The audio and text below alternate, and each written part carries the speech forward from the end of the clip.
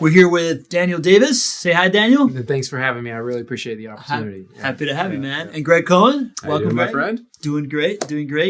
Daniel, you are the CEO of the Chamber of Commerce here in Jacksonville, but I'd like to let you introduce yourself and say what you're about. Thank you so much. I appreciate the opportunity. I love talking about Jacksonville.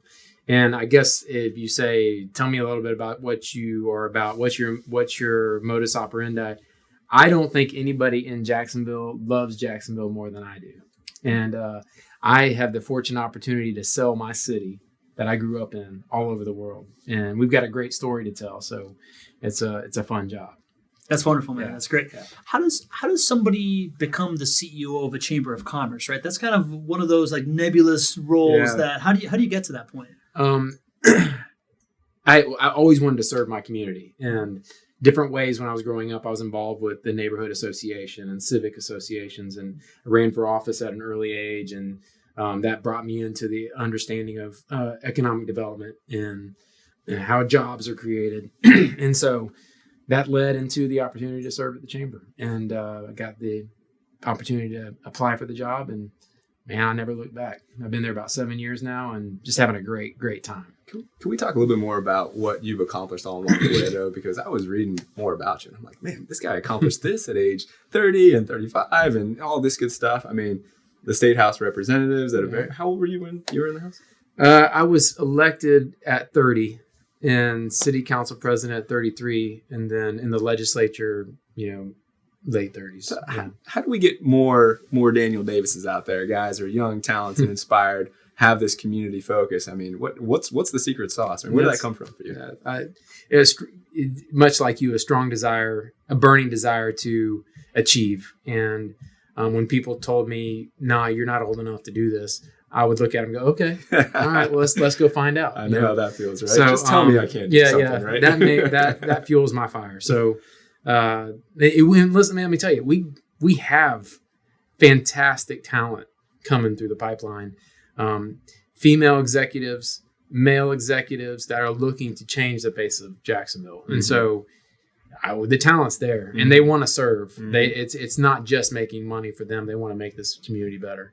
So I'm excited about that. I first moved here in 2005, and I've just noticed a change from the business community being what you may call just mainly out for themselves back in, the 2005s, the beginning of when I was here till now. I mean, there is such a focus for the collective good of Jacksonville that's probably due to your leadership and others here. I appreciate that.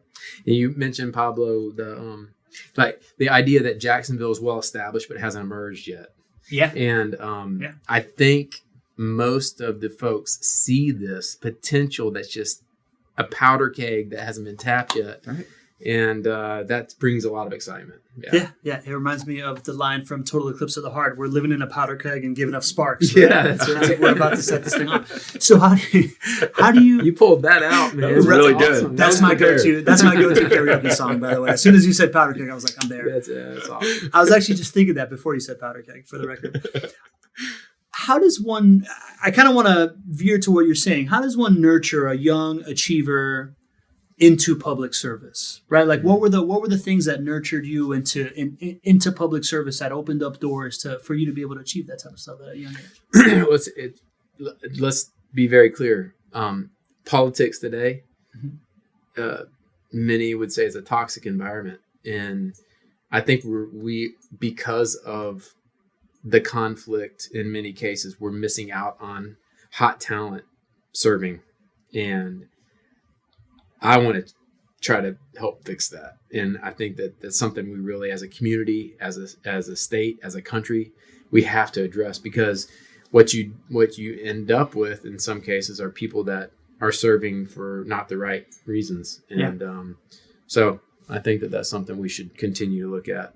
For sure. And encourage, have folks bring talent along and encourage them to not only serve their community, but to put their name out there to run for office. It's important. Definitely. And I love the program. I love like Leadership Jacksonville, right? Like the Luis Bros are Leadership Jacks grads. Okay. I did Leadership Miami, which I'm a big fan of that stuff. Right. I think you did Leadership Florida also, right? I did Leadership Jacks, but I haven't done Leadership Florida. Okay. Yeah. I think those things are instrumentals, and the role that the chamber plays in that is Amazing. What have been your biggest kind of like highlight accomplishments so far in your career as Chamber CEO so far?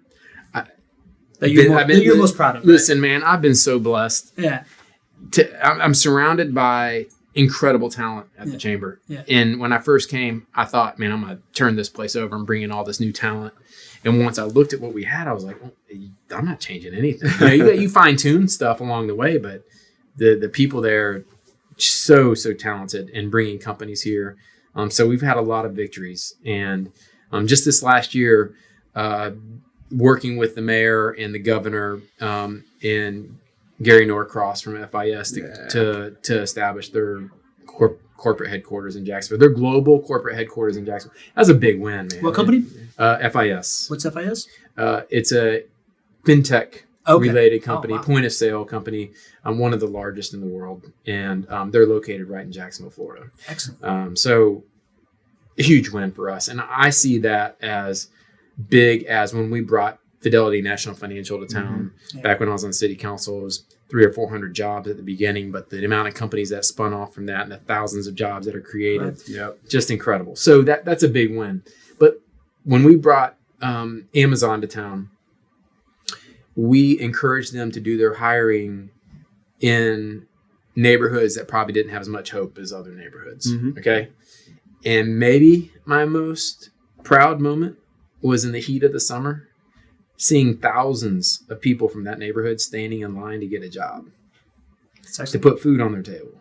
Yeah. I mean, that might not make the headline, but that might be my proudest moment. It's pretty cool stuff. It's incredibly impactful. I mean, and specifically thinking from our business, those are the neighborhoods that we serve as well. Absolutely. And bringing jobs to those neighborhoods and an economic foundation, incredible.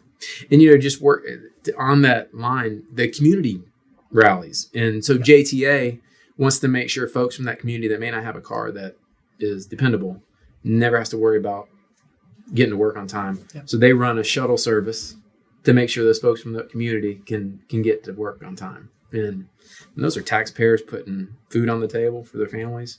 It's pretty cool stuff. Yeah, that's outstanding. Yeah. I was just going to bring up that you won Chamber of the Year award. I mean, this is way more significant. I think it's going to be hard to get him to take much credit just from the way the interview is going. So we might have to force it down. I know. We're gonna have to sing his praises for him. All right.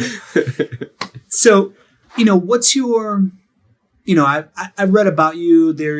You are a business friendly policy kind of guy. Like, what is your vision of?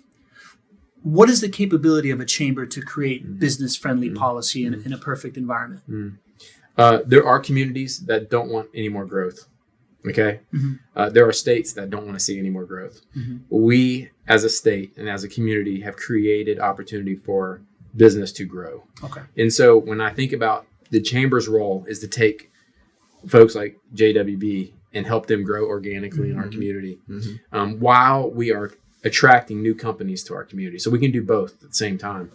And I think that's number one issue for us is we must keep growing because people are moving to a growing community. They're moving away from stale communities. And so that's my number one job. I read one of your quotes, if we're not growing, we're dying. Right? It's actually one of our core values. If we go and look on our wall there. Love it. And it's the truth, right? Especially for Jacksonville now, especially if we're not growing now when everything is on the table to grow, you really are missing a huge opportunity for our community for many, many years. And you guys did your research on me. Got my quotes out. It's a big opportunity to have you here. So we're excited to have you, man. I appreciate that, but it is not that big of a deal.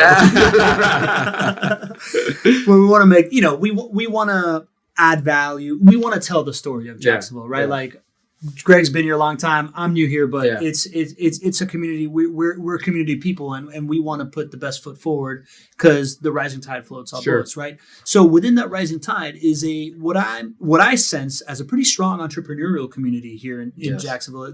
Whether it be the tech community, the financial community, how do you see that? How do you see the entrepreneur thriving in Jacksonville? What are the levers of access that they have? What are the accelerators that they can tap into that's happening here? Right? We're consistently ranked top 10 places to find a job, create a business, business-friendly environments, quality of life, places to live. Yeah. You put that combo together, and then you put together a government that wants to see you grow. That's a good recipe. And we've got a great story to tell with that.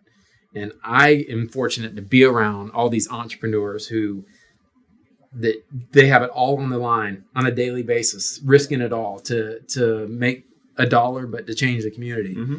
And I got to tell you, it's the greatest American story out there to watch entrepreneurs lose sleep at night, mortgage their house, try to explain to their spouse why this is going to work. We borrowed Alex's mom's retirement account to Okay, do our first yes. deal. We literally put all of her money on the line and all of our money on the line. It was fun. That's the story. And I get to hang around with those folks all day long. It's pretty cool. So Jacksonville should be the best place for innovators and entrepreneurs to set up shop. And we hope to continue focusing on innovation, on health tech, on fintech, very clean jobs, very high paying jobs. And I think that just breeds more innovation. So pretty excited. Yeah. I mean, you basically just described my last 2 weeks. Yeah. And, so just right here, the Biz Bros, right, producing this content, they recently started a business that has been able to thrive in Jacksonville. I started a business last year that's been able to thrive in Jacksonville, and it's everything that you said. Yeah. It's the low cost of living. When I lived in Miami, there's no way that I could have taken the savings that I had and had that ramp up period that I needed to invest here, and then come into an open community that's willing to invest in new businesses like JWB is doing with both of our businesses here, right? Mm-hmm. So like everything that you're saying, this wasn't by design, but everything that you're saying is an illustration of what's happening in this room right now, right? Yeah. So what are notable companies that are doing that in Jacksonville right now, that are kind of like growing and thriving, or sectors that are growing and thriving, and like what are the levers that are driving that, man? Is it the port? Is it the logistics hub, or financial industry here is a big one? So one blessing we have is that we are so diverse, and whether it's logistics, deep water port, aviation related industries, fintech, IT, real estate, we are not dependent on one industry, which is great for Jacksonville. And I would see our biggest growth over the next 5 to 10 years in health related companies and IT and fintech. Yeah. Financial services are going to continue to grow. We brought SoFi here last year. They're headquartered in San Francisco. They made Jacksonville their East Coast hub. That what we talked about with FIS the other day. Yeah. That's just going to spin off more $100,000 jobs. Yeah. And we want to bring innovation to downtown Jacksonville. We want to train the up and coming generation to be able to fill all the jobs we're creating. So to me, that's definitely where we're headed. Can I ask you a question? Something I've always been really intrigued about is, to bring some of these big name companies to Jacksonville, the Amazons and Wayfair and all these companies, the incentive packages that we put together. Could you kind of like walk us through how an incentive package gets put together? Yeah. That's complicated in some ways, but we as a city and as a state can help encourage businesses to choose Jacksonville. Mm-hmm. And so, for example, we're in stiff competition with Southeast cities, and each state and city have different ways that they can entice companies to come. Mm-hmm. I'm a fan of performance-based incentives. That is, you're not going to get checks up front. Gotcha. We may help you with infrastructure, with a piece of property, with drainage, or something that is an incentive that if this company goes away, we can still use that product. Next company. Or if you create the job, then you get a little kickback. If you establish, FIS is going to build an incredible corporate headquarters. There's grants that can be given to give taxes back. So the way I look at it is, it's a parking lot right now. They're about to put a $300 million building on it. So if the city accepts less taxes from that as they could have had, and they have this new building creating, it's a much better win for the city. Absolutely. So there's all sorts of ways we can do that. I just want to make sure that we do it perform. We make the person perform, the company perform before they get the. Is that pretty typical? Because that makes a lot of sense to me. Do some companies just have so much influence that they're like, listen, give me the money day one because I can request that? I think that the community, the mayor, the governor, they all kind of follow that same bent. Yeah. And it's worked. Like FIS got a great deal, but they're going to perform. Absolutely. So, and that's here locally, right? Other cities, I mean, I think that the big Amazon deal, the H2, I think basically were people asking you to sell your soul for it, but that's not make it work sustainable, right? For everybody. It's not a win-win like what you're talking about. And the truth is, the next greatest incentive is to produce a highly trained workforce, because the companies are seeing that you can have these rural areas that don't have the workforce that stroke these huge checks to bring a plant, and they can't fill the jobs. Yeah. So if we can fill the jobs, we're going to win that battle. Yeah. So talent is the next deal. And we got some great institutions here in town. Yeah. Yeah. And I mean, listen, we got Gainesville, Tallahassee, Central Florida, all within driving distance, producing talent, and they want to go where they can get a job, and that's a great place to live. And we think we're going to win that battle too. I believe it. Yeah. I believe it. So let's talk downtown. Yeah. Right. What's going on in downtown? Residential. And I would tell you, most people don't know there is no vacancy in downtown as far as residential goes. There's high demand. I was just at a ribbon cutting this last week. Been open a couple weeks, all leased out.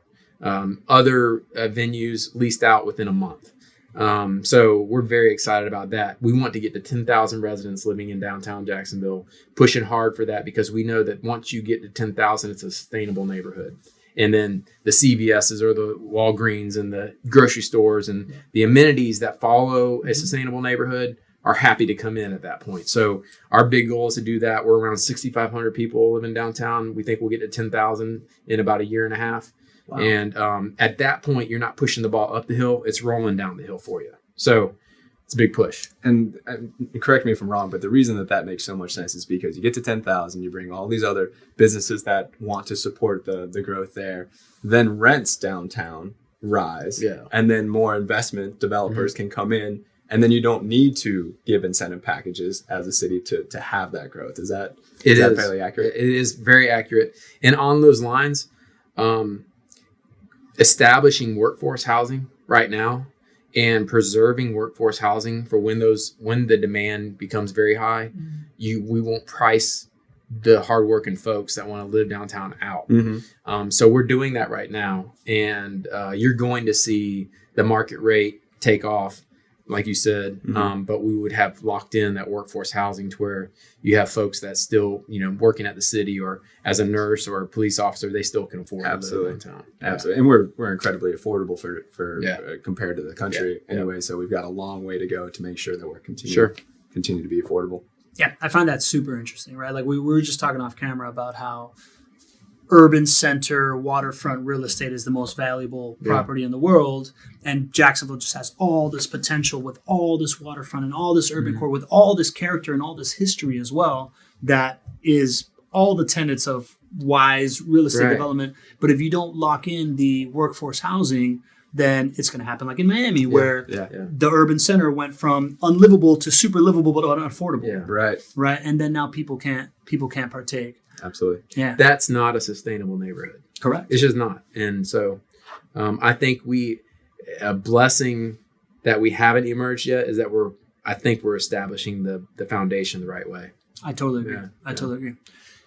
So how has your vision of what's possible has your vision for what's possible in Jacksonville, when you first started as CEO of the chamber to now, how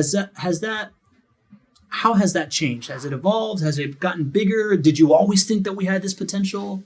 Yeah, I mean, when I first started, we were working on deepening the harbor out of the port and understanding that we can be logistics hubs of the Southeast where we can beat all of our competition. And I think that we're still doing that.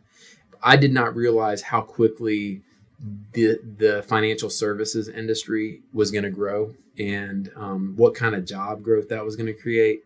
So you shift a little bit, you roll with the market, and that's what we've done. We still got some great prospects that are going to be what you would call logistics related, or distribution, or what you would need to move product. That's important, but I'm seeing a lot of growth in the healthcare industry, a lot of growth in the financial services industry and IT Yeah. Financial services is interesting. We were just interviewing another guest, and he talked about how he was in the financial services industry and working in New York, and just the grind of working in New York made him look for an alternative like a Jacksonville.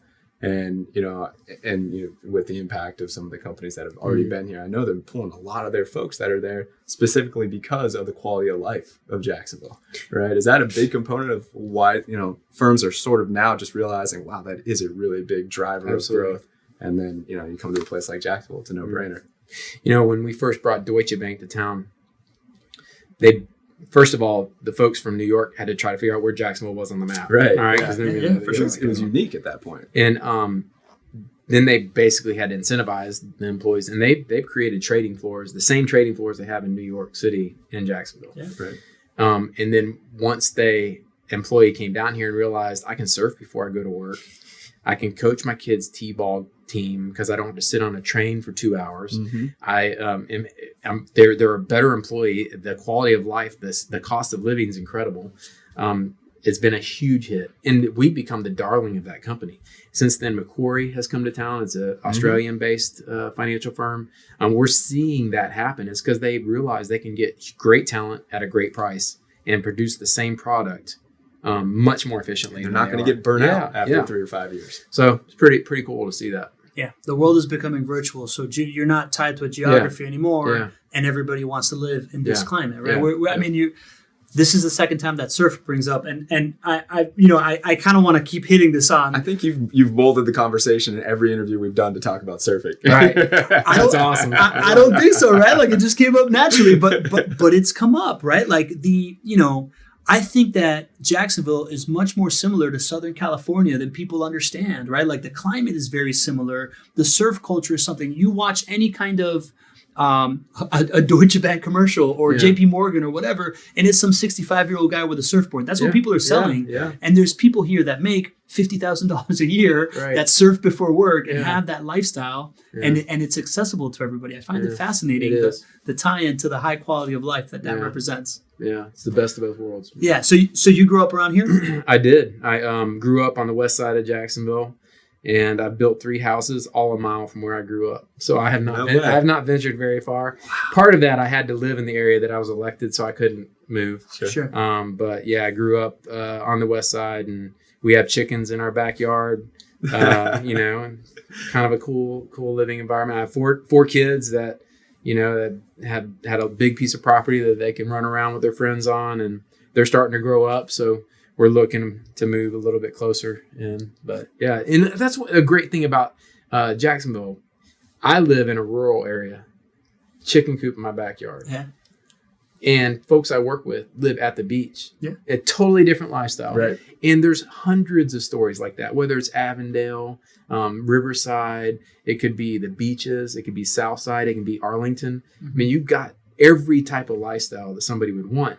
And because we're such a large land-wise city, we can provide that for everybody. So you describe rural and you describe beaches. Can you describe, when you say Avondale, right? And even me, right? I've been here a year and a half. When you say Avondale, I don't really know what that lifestyle means. Can you tell me kind of like what the different lifestyles are that you just described? Yeah. So I would describe Avondale historic neighborhood, on grid, beautiful houses with porches, and a community that just, they love their community and they care about their neighborhood. Mm-hmm. Yeah.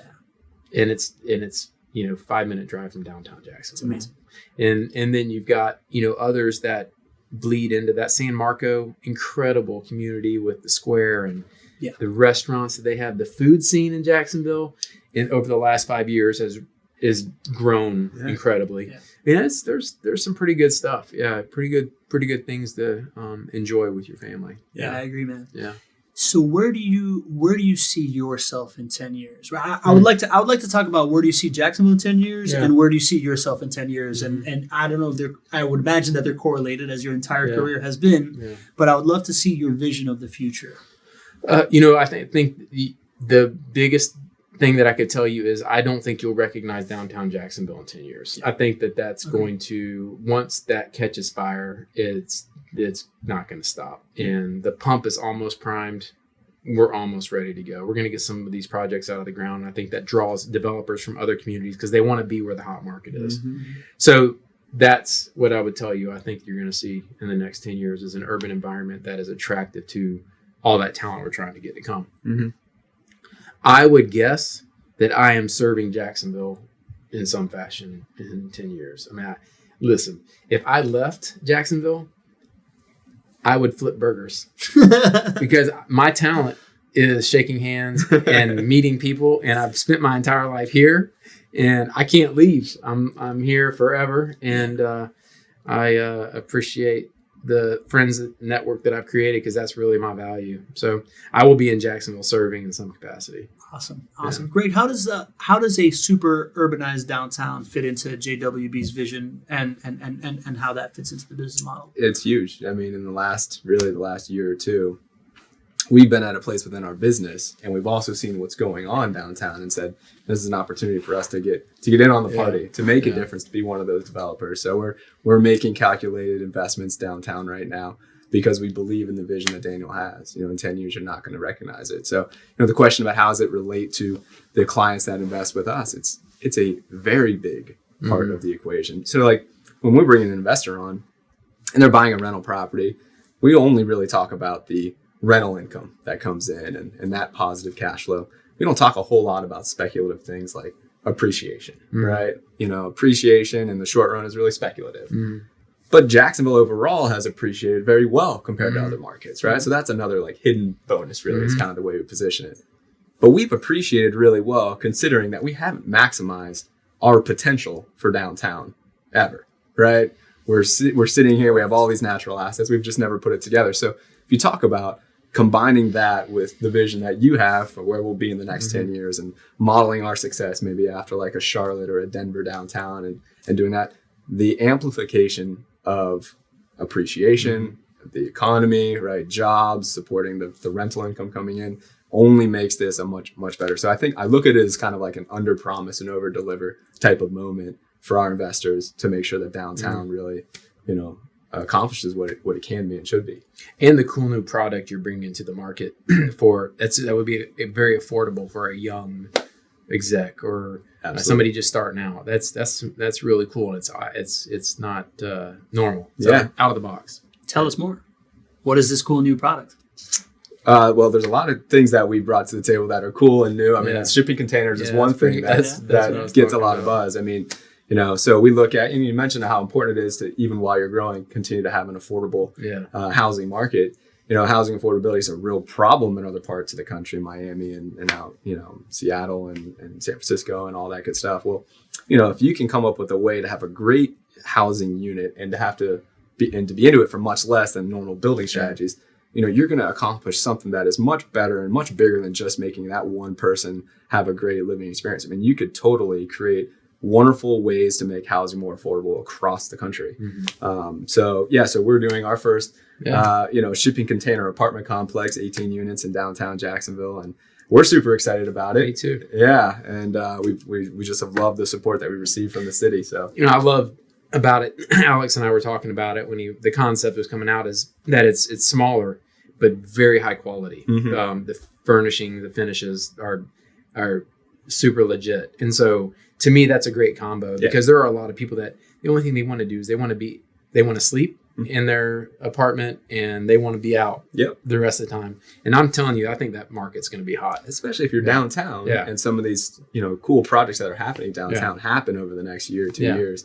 I mean, you're going to have all of those things within walking distance and you don't need to live in a place that's 1,000 square feet, right? So we're super excited about it. This has been an amazing conversation, guys. I'm super pumped to be in the city, right? Like you got me all jacked up. Good. Greg, I'm gonna let you kind of take it away here, man. It's just great. Within the walls in JWB, we focus on what we can control so much. It's about how do we perform for our clients, and knowing that we have leadership in place to support the growth of Jacksonville, helps us so much, helps our clients so much.